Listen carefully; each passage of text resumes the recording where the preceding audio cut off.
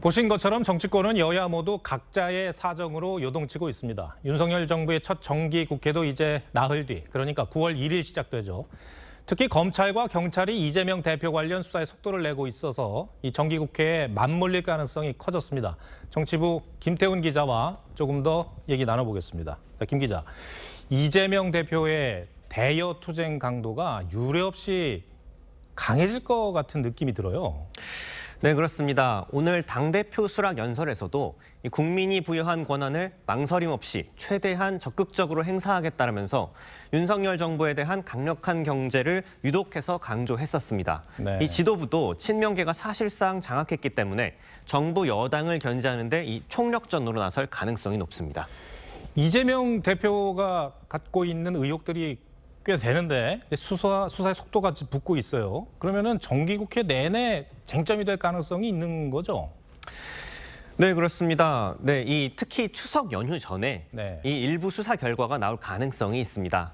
바로 변호사비 대납 의혹과 부인 김혜경 씨의 법인카드 유용 의혹에 대한 수사 결과인데요. 이들 사건은 대선 과정에서 거짓말 논란과 연결이 돼 있기 때문에 이 공직선거법 위반 수사로 이어지고 있습니다.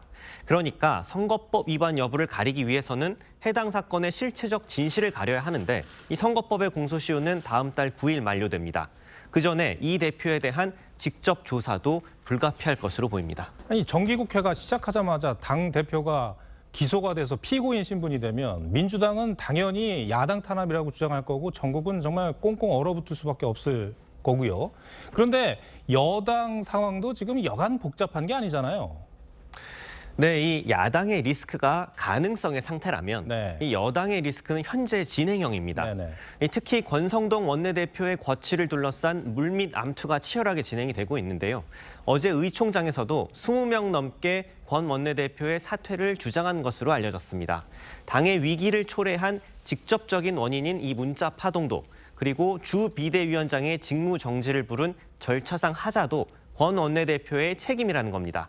의총에 참석한 한 의원은 사퇴론이 우세했는데도 권 원내대표가 의총 입장문에는 모호하게 결정을 미뤄뒀다고 불만을 토로하기도 했습니다. 이 권성동 원내대표가 자리를 지켜야 한다는 의견도 있는 것으로 알고 있는데 그거는 어떤 이유를 내세웁니까?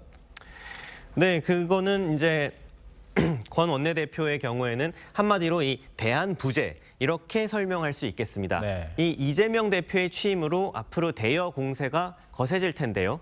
특히 야당과의 협상에서 대통령과 연이 있는 힘 있는 원내 지도부가 필요하다는 의견입니다. 한 재선 의원은 권 원내대표가 잘해서라기보다 야당을 상대하기 위한 최소한의 억지력을 가지기 위해서라고 이유를 설명한 바 있습니다. 네, 이 정치권 상황이 심상치 않게 돌아갈 것 같습니다. 김태훈 기자, 잘 들었습니다.